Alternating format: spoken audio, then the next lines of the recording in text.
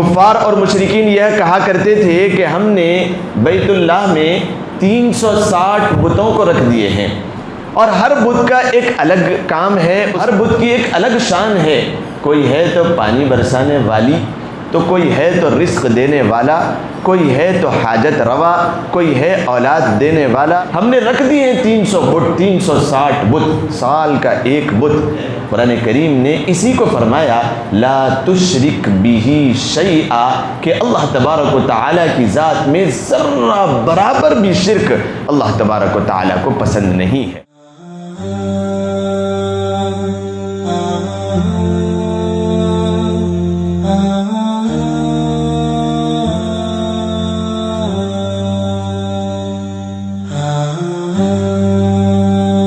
قرآن کریم کی آیت سے آپ حضرات نے اندازہ لگایا ہوگا کہ بیان کا عنوان کیا ہوگا۔ ان اللہ لا یغفر ان یشرک بہ ویغفر ما دون ذلک لمن یشاء ولو اشرکوا لحبط اعمالهم۔ قرآن کریم فرماتا ہے کہ بالیقین شرک ایک ایسا ناسور، ایک ایسا ظلم ہے انسان کا اپنے اوپر بھی اور ایک معاشرے پر بھی، کہ اللہ تبارک و تعالی چاہیں گے تو شرک کے علاوہ سارے گناہوں کو معاف کر دیں گے، لیکن شرک کو کبھی بھی معاف نہیں کریں گے۔ اس بات کو سمجھنے کے لیے سب سے پہلے ہم اپنی بات یہاں سے شروع کرتے ہیں کہ اللہ تبارک و تعالیٰ کی مدد ہم کیسے حاصل کریں، اور اللہ تبارک و تعالیٰ کی مدد کو حاصل کرنے کے لیے ہمیں کن اعمال کو کرنا ہے اور کن اعمال سے بچنا ہے۔ سب سے پہلی چیز یہیں سے شروع ہوگی کہ انسان اگر یہ چاہتا ہے کہ وہ اللہ تبارک و تعالیٰ کی مدد حاصل کرے،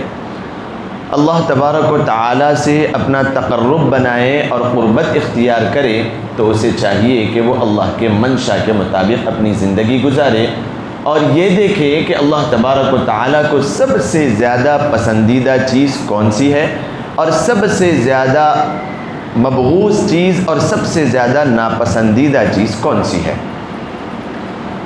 سب سے زیادہ اللہ تبارک و تعالیٰ کو جو پسندیدہ چیز ہے وہ ہے توحید، اللہ تبارک و تعالیٰ کی وحدانیت، اللہ تبارک و تعالیٰ کو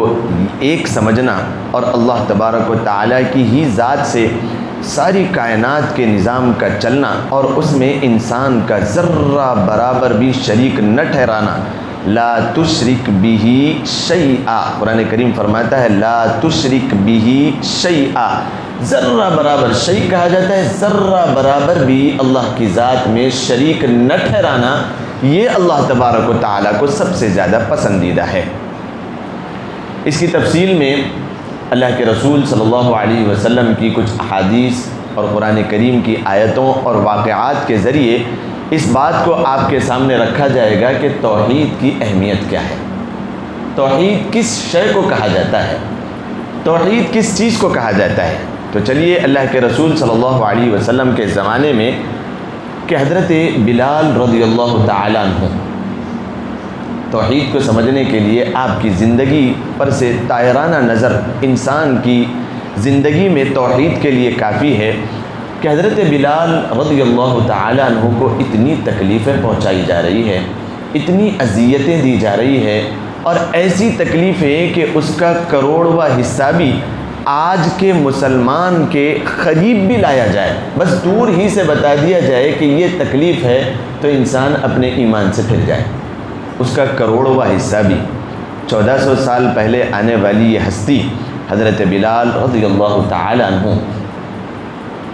کافروں نے آپ کو اتنی تکلیف پہنچائی کہ تپتی ہوئی ریت میں، عرب کی گرمی میں، وہ بالکل آگ کے شعلے ہوا کرتے تھے، وہاں کی ریت چٹیل میدان میں اس کی ریت پہ آپ کو جب لٹا دیا جاتا تو حضرت بلال رضی اللہ تعالیٰ عنہ فرمایا کرتے تھے کہ ریت کی جو گرمی اور اس کی جو تپش اور وہ جو آگ کے انگارے میرے نیچے ہوتے وہ میرے خون ہی اور پیپ ہی سے بجھتے تھے، اس کے علاوہ کوئی اور ان کے بجھنے کا راستہ نہیں ہوتا تھا۔ لیکن اس وقت بھی حضرت بلال رضی اللہ تعالیٰ عنہ کی زبان پہ جو الفاظ ہے وہ تھے احد احد احد، یہ ہے توحید۔ حضرت بلال رضی اللہ تعالیٰ عنہ نے آنے والی امت کے لیے یہ بات کو واضح طور پر قرار دے دیا کہ توحید اس چیز کا نام ہے کہ اتنی زیادہ تکلیف بھی اگر تمہیں پہنچائی جائے تو تمہاری زبان پہ یہ ہو کہ احد۔ کفار اور مشرکین یہ کہا کرتے تھے کہ ہم نے بیت اللہ میں 360 بتوں کو رکھ دیے ہیں، اور ہر بت کا ایک الگ کام ہے، اس کی الگ ذمہ داری ہے، ہر بت کی ایک الگ الگ کلا ہے، ہر بت کی ایک الگ شان ہے۔ کوئی ہے تو پانی برسانے والی، تو کوئی ہے تو رزق دینے والا، کوئی ہے تو حاجت روا، کوئی ہے اولاد دینے والا، کوئی ہے فلاں کام کرنے والا، کوئی ہے۔ ہم نے رکھ دیے ہیں 300 بت، 360 بت، سال کا ایک بت۔ بارش کو تلاش کرنا ہو تو فلاں کے پاس چلے جائیں، رزق کو تلاش کرنا ہو فلاں کے پاس چلے جائیں، اولاد کو مانگنا ہو فلاں کے پاس چلا جائے۔ قرآن کریم نے اسی کو فرمایا لا تشرک بہ شیئا، کہ اللہ تبارک و تعالیٰ کی ذات میں ذرہ برابر بھی شرک اللہ تبارک و تعالیٰ کو پسند نہیں ہے۔ حضرت علی کرم اللہ وجہ رضی اللہ تعالیٰ عنہ، حضرت علی رضی اللہ تعالیٰ عنہ ایک مرتبہ آپ کی توحید دیکھیں اور آپ رضی اللہ تعالیٰ عنہ کا اللہ تبارک و تعالیٰ کی ذات پر یقین کو دیکھیں۔ آپ کی ایک مرتبہ طبیعت خراب ہو گئی، گولی دوا اور یہ علاج معالجہ یہ اللہ تبارک و تعالیٰ کی جانب سے ہے کہ اللہ تبارک و تعالیٰ نے کوئی بیماری ایسی نہ اتاری کہ جس کی شفا کے لیے اس کا علاج نہ اتارا ہو۔ مطلب یہ ہے کہ اگر بیماری ہو تو اس کا علاج کیا جائے، لیکن کامل یقین ایک ہے فتویٰ اور ایک ہے تقویٰ، کہ کامل ترین یقین اس سے تھوڑا سا اعلیٰ درجے کا ہوا کرتا ہے۔ حضرت علی کرم اللہ وجہ رضی اللہ تعالیٰ عنہ کی طبیعت خراب ہوئی تو آپ نے ایک مرتبہ گولی کو ہاتھ میں لیا کہ طبیعت خراب ہوئی ہے، علاج کرنے کے لیے آپ نے گولی کو ہاتھ میں لیا اور آپ نے گولی سے سوال کیا کہ میری شفا کا وقت آ گیا ہے؟ تو اللہ تبارک و تعالیٰ نے اس گولی اور دوا کو قوت گویائی دی اور اس نے کہا کہ نہیں، اچھا ٹھیک ہے، اگر ابھی وقت شفا کا نہیں آیا ہے تو تجھے کھا کے کیا فائدہ ہوگا؟ آپ نے پھینک دیا۔ دوسرے دن جب پھر آپ کو گولی کے کھانے کا وقت آیا تو آپ نے اس گولی کو اپنے ہاتھ میں لیا اور گولی سے بالکل اس کی طرف متوجہ ہو کر فرمایا کہ میری شفا کا وقت آیا ہے۔ تو گولی نے قوت گویائی کے طور پر بس زبان سے کہا کہ نہیں بھئی، آپ کی شفا کا وقت نہیں آیا ہے، تو آپ نے گولیوں کو پھینک دیا۔ پھر تیسرے دن آپ نے اسی طریقے کا معاملہ کیا، گولیوں نے کہا کہ نہیں، ابھی آپ کی شفا کا وقت نہیں آیا ہے، تو آپ نے گولی کو پھینک دیا۔ جب چوتھے دن آپ نے گولیوں کو ہاتھ میں لیا اور پھر آپ نے سوال کیا کہ کیا میری شفا کا وقت آ گیا ہے؟ تو گولیوں نے کہا کہ ہاں، اب آپ کی شفا کا وقت آ گیا ہے۔ پھر حضرت علی کرم اللہ وجہ رضی اللہ تعالیٰ عنہ نے گولیوں کو پھینک دیا کہ جب اب میری شفا کا وقت آ ہی گیا ہے تو گولی کھا کے کیا فائدہ؟ شفا کا وقت آ ہی گیا ہے، اللہ تبارک و تعالیٰ نے شفا دینی ہے۔ وَإِذَا مَرِضْتُ فَهُوَ يَشْفِينِ، یہی دین اور یہی سوچ اور یہی اللہ کی ذات پہ یقین حضرت ابراہیم علیہ السلام کا تھا کہ وَإِذَا مَرِضْتُ فَهُوَ يَشْفِينِ، جب میں بیمار ہوتا ہوں وہ بھی اللہ کی جانب سے ہے اور شفا دینے والی ذات اللہ کی ہے۔ تو دیکھیے اللہ تبارک و تعالیٰ کی ذات کے اوپر ایسا یقین، احد احد، حضرت علی کرم اللہ وجہ رضی اللہ تعالیٰ عنہ کا ان دواؤں کے ساتھ، حضرت عمر فاروق رضی اللہ تعالیٰ عنہ، اللہ تبارک و تعالیٰ کی ذات پہ ایسا یقین کہ ایک مرتبہ آپ شام سفر کے لیے گئے تھے، تجارت کے لیے۔ جب آپ وہاں پر گئے، کچھ صحابہ نے کہا کہ حضرت عمر امیر المؤمنین، یہاں پر ایک ایسی زہر ملتی ہے کہ اس ڈبی میں اتنا خطرناک زہر ہے کہ اس کو کسی ایریے کے اور کسی ریاست کے کسی ملک کی زمین پر ڈال دیا جائے تو وہاں پر کبھی ہریالی نہیں اگ سکتی اور وہاں کے رہنے بسنے والے لوگوں کی جو نسل چلے گی وہ بہت زیادہ خراب ہوگی اس زہر کے اثر کی وجہ سے۔ تو آپ نے کہا کہ ہاں، اتنا خطرناک اثر اس زہر کا، تو اس کو بڑے اچھے انداز میں اور بڑے خطرناک انداز میں اس کو پیک کیا گیا ہے کہ اس کا اثر کسی کو ظاہر نہ ہو۔ تو آپ نے کہا کہ ٹھیک ہے، کوئی بات نہیں، وہ ڈبیا میرے پاس لاؤ۔ تو خرید کر کے حضرت عمر فاروق رضی اللہ تعالیٰ عنہ کے پاس لایا گیا۔ آپ نے اس کو ہاتھ میں لیا اور اس کو کھولا، ارے اس کی بو اتنی زیادہ خطرناک ہے، انسان جل کے خاکستر ہو جائے۔ تو آپ نے فرمایا کہ ٹھیک ہے کوئی بات نہیں۔ صحابہ کرام کو تھوڑی دور پر ٹھہرا دیا اور بہت سارے مشرکین اور یبوسی اور وغیرہ وغیرہ ٹھہر کے دیکھ رہے تھے۔ آپ نے اس ڈبی کا ڈھکن کھولا اور اس کو ایک دعا پڑھی کہ میں نے اپنے آقا محمد مصطفیٰ صلی اللہ علیہ وسلم سے یہ دعا سنی ہے کہ اس دعا کو پڑھنے کے بعد زمین اور آسمان کی کوئی شے انسان کو نقصان نہیں پہنچا سکتی ہے۔ تو یہ وہ دعا ہے، آپ نے پڑھی بسم اللہ الذی لا یضر مع اسمہ شیء فی الارض ولا فی السماء وهو السمیع العلیم اعوذ بکلمات اللہ التامات من شر ما خلق۔ آپ نے پڑھتے ہوئے پوری کی پوری ڈبی اپنے اندر انڈیل لی اور پورا کا پورا پی گئے اور ہضم کر گئے، کوئی آپ کو سائیڈ افیکٹ یا پھر کوئی اس کا برا اثر نہیں ہوا، آپ آرام سے اس کو پی لیے۔ یہ ہے اللہ تبارک و تعالیٰ کی ذات پہ یقین، اور یہ ہے اللہ تبارک و تعالیٰ کی ذات کے ساتھ توحید۔ ایک تو واقعہ میں نے آپ کو سنایا حضرت بلال رضی اللہ تعالیٰ عنہ کا کہ اتنی زیادہ تکلیف دہ زندگی کے باوجود آپ یوں کہہ رہے ہیں کہ احد، کفار اور مشرکین کہتے ہیں کہ ان میں 360 بت ہے، کسی کو پانی کا مانو، کسی کو اولاد کا مانو، کسی کو رزق کا مانو، اور کسی کو اور کوئی حاجت روائی کا سوال کرنے والا مانو، کسی کو مشکل کشائی کا اپنا خدا مانو۔ لیکن حضرت بلال رضی اللہ تعالیٰ عنہ فرماتے ہیں کہ نہیں، تم مجھے کتنی ہی تکلیف دے دو، میں شہادت کے مقام تک پہنچنے کو تیار ہوں، لیکن کبھی میں اللہ تبارک و تعالیٰ کی ذات کے ساتھ شریک ذرہ برابر نہیں کر سکتا۔ امی جان حضرت عائشہ صدیقہ رضی اللہ تعالی عنہ فرماتی ہیں کہ اللہ کے رسول صلی اللہ علیہ وسلم سے آپ نے سوال کیا، اے اللہ کے رسول صلی اللہ علیہ وسلم، یہ جو عبداللہ بن جدان ہے، عبداللہ بن جدان ہے، یہ جنت میں جائے گا یا جہنم میں جائے گا؟ اللہ کے رسول صلی اللہ علیہ وسلم نے فرمایا کہ اس نے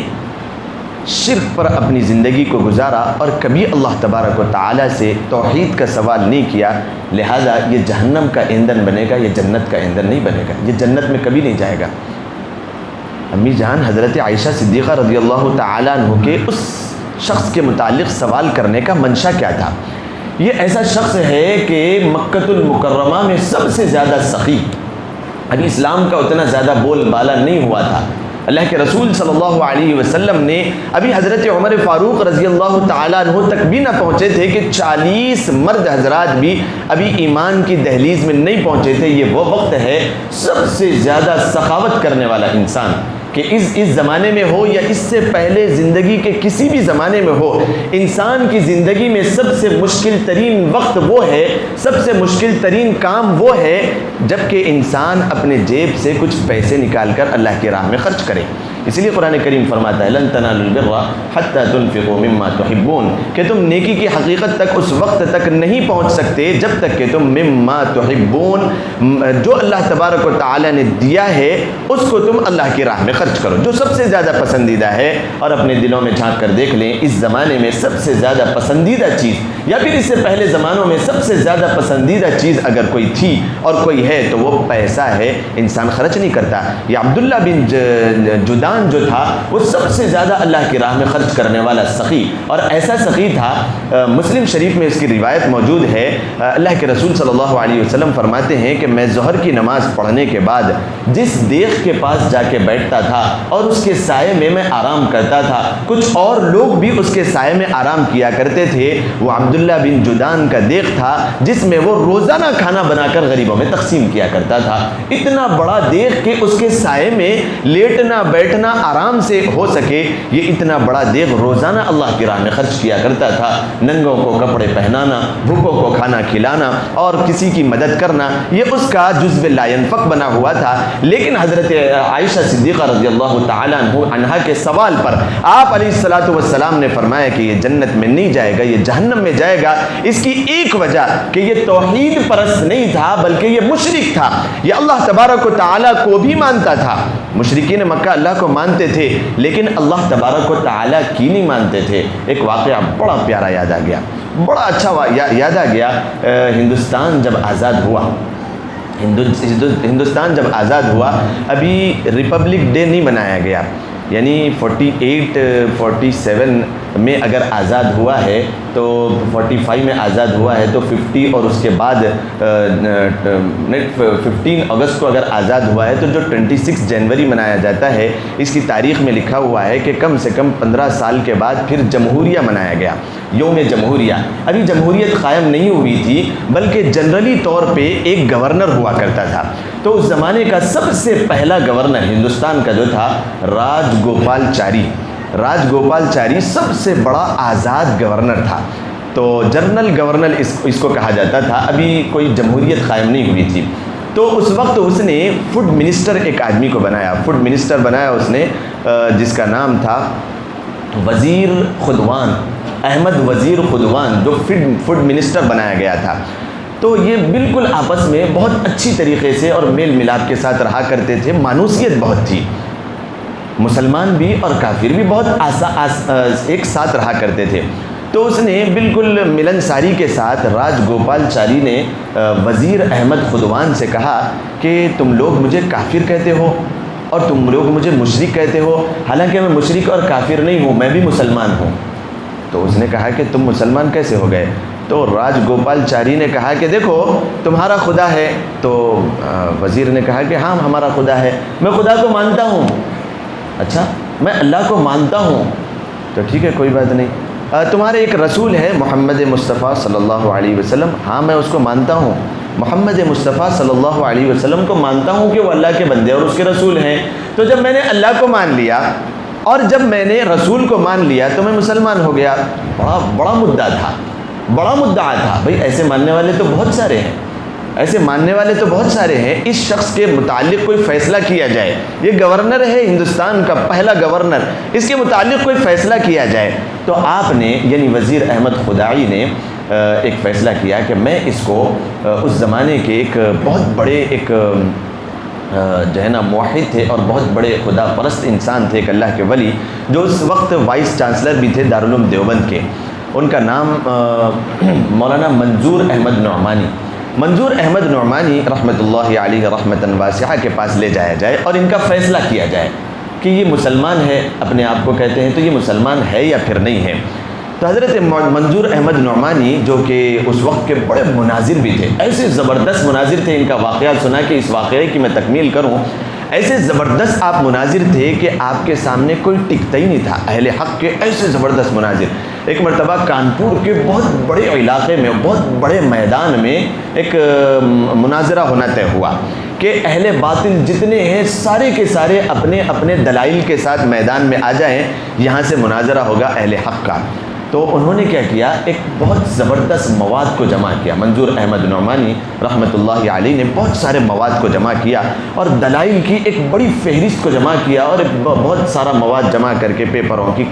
شکل میں آپ لے کر آئے۔ جب میدان میں پہنچنے سے 2-4 دن پہلے اس بات کی بھنک لگی اہل باطل کو اور مکتب فکر کے کئی افراد کو کہ یہ منظور احمد نعمانی مناظرہ کرنے کے لیے آ رہے ہیں، تو انہوں نے کہا کہ بابا ان سے تو کوئی مناظرہ نہیں کر سکتا، یہ اہل حق کا ایسا شخص ہے کہ یہ کبھی خاموش بیٹھتا ہی نہیں ہے اور ایسے دلائل ہیں کہ سامنے والے کو پیٹھ بتا کے بھاگنا پڑتا ہے۔ تو انہوں نے کہا کہ کسی طریقے سے مناظرے کو رکوا دیا جائے۔ تو انہوں نے اس زمانے میں دلی کے بہت بڑے پولیس اسٹیشن میں جا کر کے یہ بات کو لکھوا دیا کہ فساد ہونے والا ہے، کانپور میں بڑا فساد ہونے والا ہے، تو لہٰذا اس مناظرے کو رکوا دیا جائے۔ تو وہاں کی پولیس نے وہاں کے مناظرے کو روک دیا، لیکن منظور احمد نعمانی رحمۃ اللہ علیہ میدان میں پہنچ چکے تھے۔ انہوں نے کہا کہ کوئی ہے نہیں یہاں پر، کس سے مناظرہ کیا جائے؟ تو آپ نے اس کو ایک کتابی شکل دی جو آج بھی موجود ہے، جس کا نام آپ نے رکھا فیصلہ کن مناظرہ۔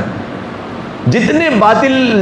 طاقتوں کی مکاری رچنے والے ہیں، ان سب کے لیے اتنا زبردست مناظرے کے دلائل اس کے اندر موجود تھے، مواد اس کے اندر موجود تھا۔ آپ نے کتاب شائع کر دی فیصلہ کن مناظرہ، کہ یہ بس بالکل آر پار کی لڑائی تھی، جس کے دلائل تھے یہ میں نے لکھ دیا ہے اور اس کو چھپا دیا ہے۔ تو یہ تھی شخصیت، آپ کے پاس لے جایا گیا۔ آپ کے پاس جب وزیر احمد خدائی آئے اور انہوں نے کہا کہ راج گوپال چاری یوں کہتا ہے کہ میں اللہ کو بھی مانتا ہوں، رسول کو بھی مانتا ہوں، تو میں مسلمان ہوا۔ تو آپ نے کہا کہ ٹھیک ہے، اس کو بھی بلا لیا جائے اور ایک میٹنگ رکھی جائے اور انہوں نے اعلان کیا. بہت سارے مشرکین اس دعوے کو کرنے والے تھے. آپ نے کہا کہ اللہ تبارک و تعالیٰ کو، صرف اللہ تبارک و تعالیٰ کو ماننا یہ ایمان کی دلیل نہیں ہے، بلکہ اللہ تبارک و تعالیٰ کی ماننا یہ اسلام کے لیے شرط اول ہے. آپ نے دوسرا فیصلہ یہ سنایا کہ اللہ کے رسول صلی اللہ علیہ وسلم کو ماننا کہ یہ اللہ کے رسول ہیں اور یہ اللہ کے حبیب ہیں. صرف اتنا کہنا یہ انسان کی نجات کے لیے اور اس کے ایمان لانے کے لیے کافی نہیں ہے، بلکہ اس بات کا اعلان کرنا ہوگا کہ میں اللہ کے رسول صلی اللہ علیہ وسلم کو ماننے کے ساتھ ساتھ اللہ کے رسول صلی اللہ علیہ وسلم کی ساری باتوں کو مانتا ہوں، قبول کرتا ہوں. ان ساری باتوں کو قبول کرنا اور اپنی زندگی میں لانا، آپ کی حیات طیبہ کو ماننا اور اعلاء کلمت اللہ کے ساتھ، کلمے کی توحید کے ساتھ ساتھ اللہ تبارک و تعالیٰ کے احکامات کو اپنی زندگی میں لانا، انسان کے قدم قدم سے اس بات کا مظاہرہ ہو، انسان کی ہر نقل و حرکت سے اس بات کا مظاہرہ ہو، انسان کے ہر لفظ اور بول سے اس بات کا مظاہرہ ہو، اس کی تجارت سے اس بات کا مظاہرہ ہو، اور اس کے ہر نقل و حرکت سے اس بات کا مظاہرہ ہو کہ یہ انسان زمین پر رہتے ہوئے اللہ تبارک و تعالیٰ کی ماننے والا ہے، اللہ کے رسول صلی اللہ علیہ وسلم کی زندگی کو اپنی زندگی میں جگہ دینے والا ہے. یہ انسان ایمان کے کہلانے کے لائق ہے، ورنہ یہ انسان کبھی بھی مسلمان نہیں کہلایا جا سکتا. یہ اعلان جب سنایا گیا، پس پشت ڈال کر ان ساری باتوں کو کفار اور مشرکین جس کے دلوں پر اللہ تبارک و تعالیٰ نے مہر لگا دی تھی، وہ واپس چلے گئے کہ ہم اس بات کو تو نہیں مانتے، ہم نے تو صرف اتنا اعلان کیا تھا کہ ہم اللہ کو مانتے ہیں اور اللہ کے رسول کو مانتے ہیں. آج کل کئی ایسے مسلمان بھی ہے، یہ واقعات سنانا اور بہت ساری باتیں تھیں، لیکن وقت اس بات کی اجازت نہیں دے رہا ہے. بہت سارے واقعات اور قرآن کریم کی آیتیں آپ کے سامنے پیش کرنا تھا. انشاءاللہ اسی کو اگلے پارٹ میں کہہ کر آئندہ ہفتے میں بیان کیا جائے گا. ضرورت اس بات کی ہے، قرآن کریم بھی اس بات کو اعلان کرتا ہے. قرآن کریم کی آیت کا میں ترجمہ کہوں کہ بہت سارے لوگ اللہ تبارک و تعالیٰ کی ذات پر ایمان لانے کا وعدہ تو کرتے ہیں اور اس بات کا اظہار کرتے ہیں، لیکن قرآن فرماتا ہے وَهُمْ يُشْرِكُونَ، وہ مشرک ہے بس اور کچھ نہیں ہے. قرآن کریم کہہ رہا ہے کہ بہت سارے ایمان لانے والے مشرک ہے اور کچھ نہیں ہے اس کے علاوہ. کیا مطلب ہے؟ شاعر بھی اس بات کو اس طریقے سے کہتا ہے، ہر چیز مسبب سبب سے مانگو، ہر چیز مسبب سبب سے مانگو، منت سے خوشامد سے ادب سے مانگو. ہر چیز مسبب سبب سے مانگو، منت سے خوشامد سے ادب سے مانگو. کیوں غیر کے آگے ہاتھ پھیلاتے ہو، کیوں غیر کے آگے ہاتھ پھیلاتے ہو، بندے ہو اگر رب کے تو رب سے مانگو. قرآن کریم فرماتا ہے کہ انسان کو چاہیے کہ وہ اللہ تبارک و تعالیٰ کا بند کر رہے، اللہ کے حبیب علیہ الصلاۃ والسلام کی زندگی اس کے ہر نقل و حرکت سے پھوٹتی رہے، نظر آتی رہے. یہ ہے سچا پکا مسلمان. ورنہ اس شخص کو بھی مسلمان کہا جا سکتا تھا جس کا نام راج گوپال چاری تھا. اس نے اعلان کیا تھا کہ میں اللہ کو بھی مانتا ہوں اور رسول کو بھی مانتا ہوں. تو ہم اپنا اندر سے اس بات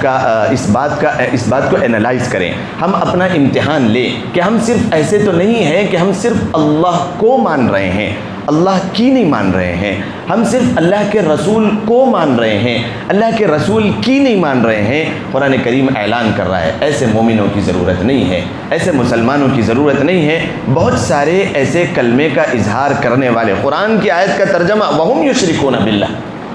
ایمان لانے کا دعویٰ تو ہے، ایمان لانے کا اظہار تو ہے، لیکن وہ مشرک ہے. قرآن کس طریقے سے اعلان کر سکتا ہے ایسا، اور کن لوگوں کے لیے اعلان کر رہا ہے؟ کہیں ایسا نہ ہو کہ ہم اس کے زمرے میں آ جائیں، میں بھی اس کے زمرے میں آ جاؤں، ہم سب اس کے زمرے میں آ جائیں. ایسا نہ ہو. اسی وجہ سے ضرورت اس بات کی ہے کہ ہم اللہ تبارک و تعالیٰ کو بھی مانیں اور اللہ تبارک و تعالیٰ کی ہر بات کو جان کر اس کا علم حاصل کر کے اپنی زندگیوں میں لانے کی کوشش کریں. قرآن کریم اسی کو بیان کرتا ہے. حضرت بلال رضی اللہ تعالیٰ عنہ کا میں نے جو یہ واقعہ بیان کیا، اس کے خلاف میں بہت سارے ایسے مشرکین مکہ تھے جن کو ابو جہل کہا جاتا ہے. ابو جہل کا نام ابو جہل نہیں تھا بلکہ ابو الحکم کہا جاتا تھا اسے. ابو الحکم یعنی پوری دنیا میں جو بھی فیصلے کرنا ہوتا تھا مشرکین کے متعلق، ابو الحکم یہ فیصلہ کرنے کا باپ بیٹھا ہوا تھا، یہ فیصلے کرتا تھا. کتنا بڑا عقل مند تھا، لیکن اس کی بدعقلی اور اس کا بیوقوف پنا اس سے یہ ظاہر ہو گیا کہ جب اللہ کے رسول صلی اللہ علیہ وسلم نے اپنے دین کا اظہار کر دیا اور جب اسلام آ گیا، اس نے اسلام کو قبول نہیں کیا، اس سے بڑا بیوقوف کون ہو سکتا ہے؟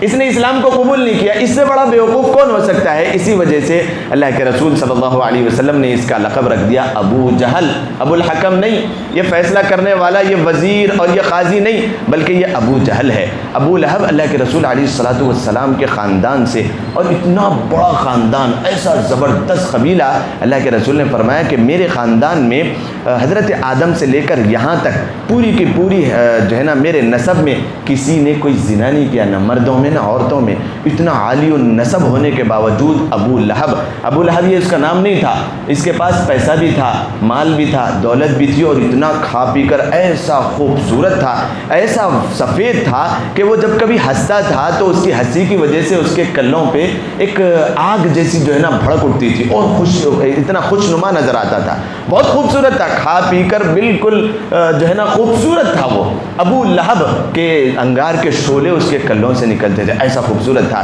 اس کے پاس مال بھی، دولت بھی، اور دکان، کوٹیاں، جائیداد، سب کچھ ہونے کے بعد وہ ناکام ہوا، اور اس کی ناکامی ایک صورت میں مکمل قرآن کریم اعلان کرتا ہے، تبت یدا ابی لہب وتب۔ اس کے عالی نسب ہونے کے باوجود یہ بیکار ہو گیا، اور یہ سارا کا سارا کیوں؟ اس نے شرک کیا، توحید پر قائم نہیں رہا۔ اللہ کے رسول صلی اللہ علیہ وسلم نے ایک توحید کی دعوت دی کہ اللہ کی ذات کو ماننا ہے، اور اللہ تبارک و تعالیٰ کو ہر عمل میں، ہر نقل و حرکت میں اپنا سب کا سب سمجھنا ہے۔ اسی کو قرآن کریم فرماتا ہے، اور اسی کو ایک شاعر نے بھی کہا۔ قرآن کریم کی آیت جو ہم ہر نماز میں پڑھتے ہیں، یہ ایک آیت، اور اس کو شعر کے انداز میں سناتے ہوئے اپنی بات کو ختم کروں۔ کیا زبردست شعراء نے بھی حکمت کے ایسے بول ارشاد فرمائے۔ یہ قرآن ہی کا، بہت سارے شعراء نے قرآن کی آیتوں کو اپنے الفاظ میں صرف ڈھا کر کے اس کو کہا ہے، یہ حکمت کے بول ہے۔ اللہ کے رسول نے فرمایا کہ شعر میں بھی حکمت ہوتی ہے، اگر اس کو بہت ایک گھنٹے کی تقریر کیا جائے اور اس کے بعد پھر جو ہے نا ایک شعر کہا جائے تو وزن میں ایک شعر کا وزن زیادہ ہو سکتا ہے،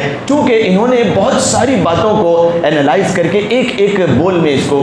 پرویا ہے اور اس کو کہا ہے۔ جس طریقے سے سورہ فاتحہ ہم نے کیسی توحید کو اپنے ہر نماز میں ہم اعلان کرتے ہیں، ایاک نعبد و ایاک نستعین، کہ یا اللہ ہم آپ کی ہی عبادت کرتے ہیں اور آپ ہی سے مدد طلب کرتے ہیں، آپ ہی کی عبادت کرتے ہیں اور آپ ہی سے مدد طلب کرتے ہیں۔ اس کی بڑی تفصیل ہے، میں تفصیل میں نہیں جاتے ہوئے اس کو کہوں گا کہ جب انسان یوں کہتا ہے کہ ہم اللہ آپ ہی کی عبادت کرتے ہیں اور آپ ہی سے مدد طلب کرتے ہیں، پھر اس کے علاوہ کہ وہ کسی اور کو اللہ کے سوا کوئی بھی چیز کا ذمہ دار اگر ٹھہراتا ہے، تو شاعر یہ کہتا ہے کہ غیروں سے مدد مانگنی گر تجھ کو چاہیے، غیروں سے مدد مانگنی گر تجھ کو چاہیے، ایاک نستعین زباں پر نہ لائیے۔ کیا زبردست شاعر کا شعر ہے کہ جب ایاک نستعین کہتے ہو کہ یا اللہ ہم آپ ہی سے مدد طلب کرتے ہیں، پھر یہ کس طریقے سے تم کسی اور کو اللہ کے ساتھ شریک ٹھہراتے ہو؟ اس کی شرک کی کتنی قسمیں ہیں، اور شرک کی کیا